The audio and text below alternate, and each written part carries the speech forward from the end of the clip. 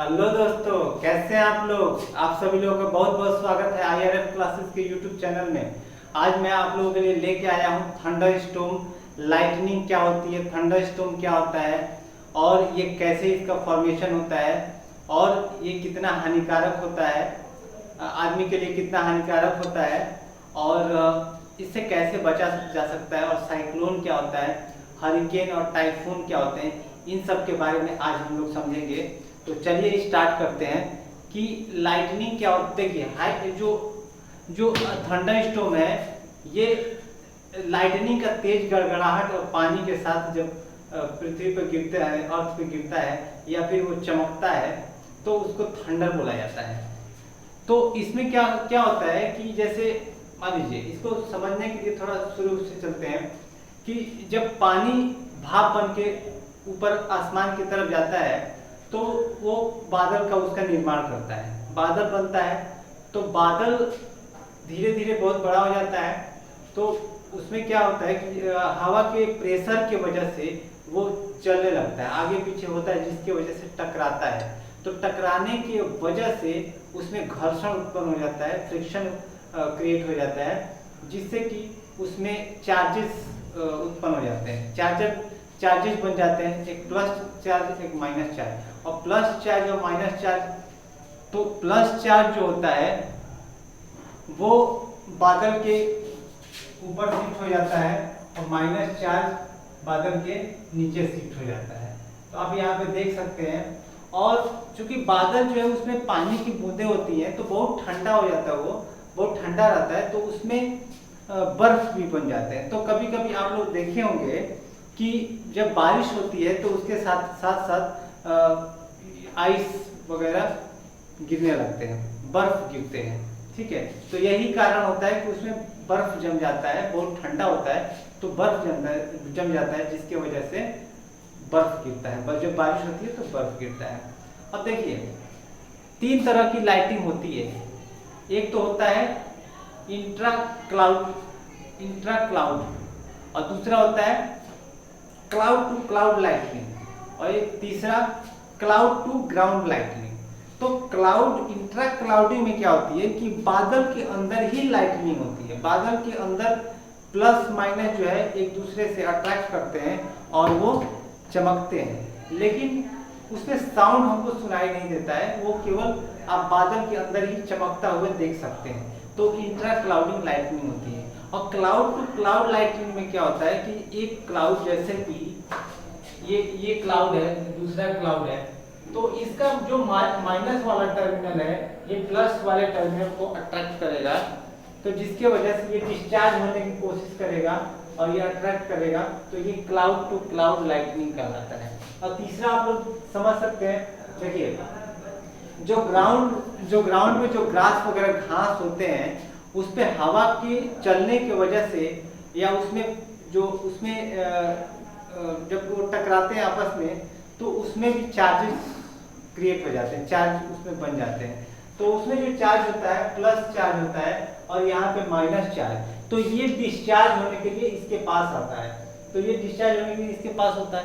तो ये जो लाइटनिंग होती है, ये जो अर्थ पे आती है उसको क्लाउड टू ग्राउंड, वो लाइटनिंग क्लाउड टू ग्राउंड कहलाता है। और यहाँ पे पेड़ है तो पेड़ की हाइट ज़्यादा है, तो ग्राउंड से पहले जो लाइटनिंग होती है या थंडर होता है वो पेड़ पे पहले गिरता है, क्योंकि पेड़ जो है वो ऊपर है और उसके ऊपर भी चार्ज है। तो जो इलेक्ट्रिक होती है, जो बिजली होता है, वो अपना सबसे छोटा पाथ खोजता है, तो यहाँ पे मिल जाता है। या फिर बिल्डिंग वगैरह पे आप देख सकते हैं, बिल्डिंग वगैरह गिर जाता है तो आप लोग देख सकते हैं। टेम्परेचर इसका कितना होता है, टेम्परेचर 27 डिग्री सेल्सियस के करीब होता है। 27 डिग्री सेल्सियस से लेके 30 डिग्री सेल्सियस के करीब इसका टेम्परेचर होता है। और वोल्टेज जो है, वोल्टेज 10 करोड़ के करीब होता है, जो कि बहुत ज़्यादा वोल्टेज है। और हमारे घरों में जो वोल्टेज आता है वो 220 वोल्ट आता है। 220 वोल्ट में हम इतना इक्विपमेंट्स वगैरह चला लेते हैं, इतनी bulb, fridge, cooler, washing machine वगैरह वगैरह सब चला लेते हैं, जब इतना 10 करोड़ वोल्टेज है तो क्या हालत होगा वो जब गिरेगा तो। अब करंट क्या होता है, करंट इसमें कितना होता है 10 किलो एम्पियर से लेके 90 किलो एम्पियर तक इसमें करंट होता है। अगर इसको स्टोर कर दिया जाए तो एक दिल्ली जैसे शहर को उजाला पूरा किया जा सकता है।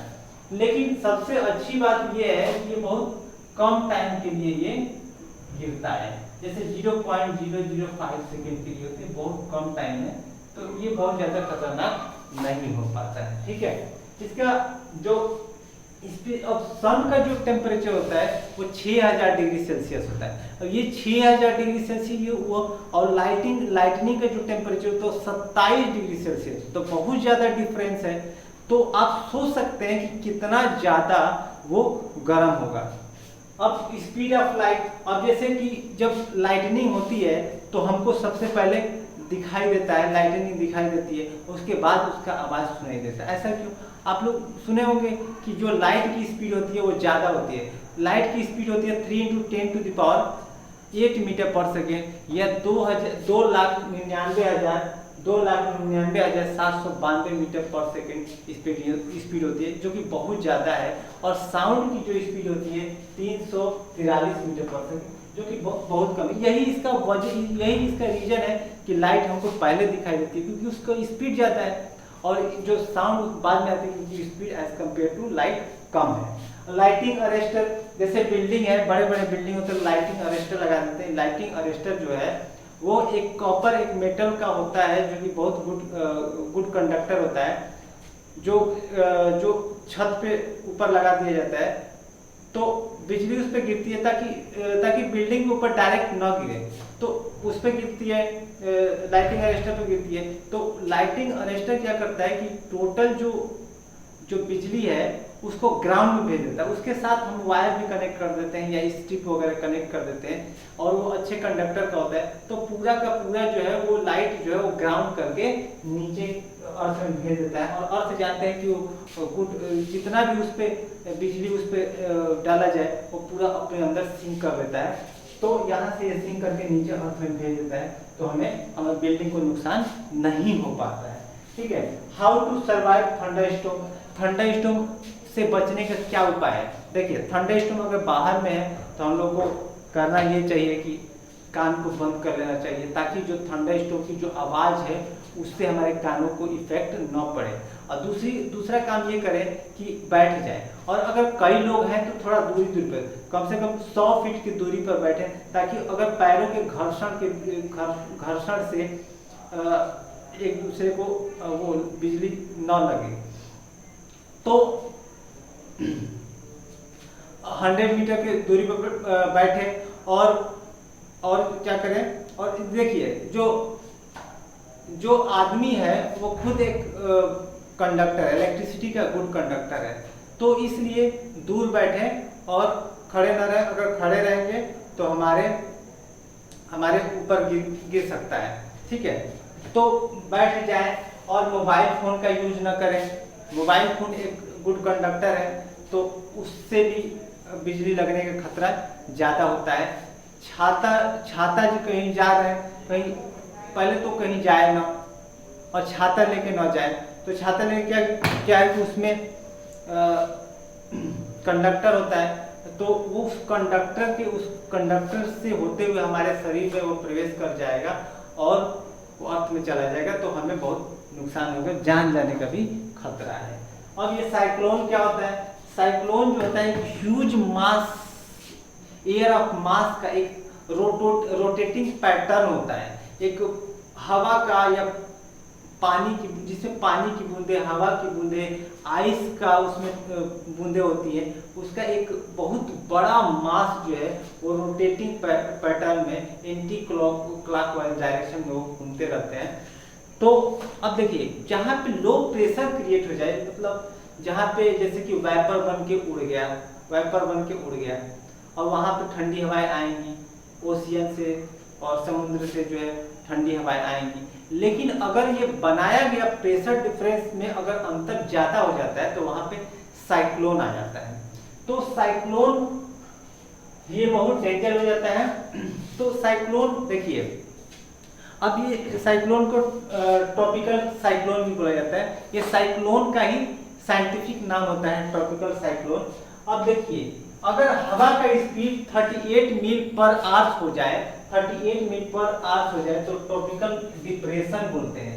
और अगर 39 से लेकर 73 मील पर आवर्स हो जाए तो उसको ट्रॉपिकल स्टॉर्म बोला जाता है। और 74 से लेके उससे ज्यादा हो जाए तो उसको हैरिकेन, साइक्लोन या टाइफून बोला जाता है। अब हैरिकेन, साइक्लोन, टाइफून कहाँ कहाँ पे हैरिकेन बोला जाता है, कहाँ पे उसको टाइफून बोला जाता है और कहाँ पे साइक्लोन बोला जाता है, ये देख लेते हैं। ये जो जापान वाला एरिया है, इधर जापान वाला जो एरिया होता है इसको इधर टाइफून बोला जाता है। उसी साइक्लोन को यहाँ पे इस वाले एरिया में इसको टाइफून बोला जाता है। और जो अमेरिका है, नॉर्थ अमेरिका, इधर मैक्सिको वाला जो एरिया हो गया, इसको इधर जो है हैरिकेन बोला जाता है। और जो इंडियन ओशियन इसके नीचे या ऑस्ट्रेलिया इसके नीचे जो साइक्लोन आता है इसको बोला जाता है साइक्लोन ही इसको बोला जाता है। तो ये है थंडरस्टॉर्म और साइक्लोन, हैरिकेन और टाइफून के बारे में जानकारी। तो उम्मीद करता हूँ कि आप लोगों को ये वीडियो पसंद आया होगा, तो इसको लाइक कीजिए, दोस्तों में इसको शेयर कीजिए। Thank you for watching this video.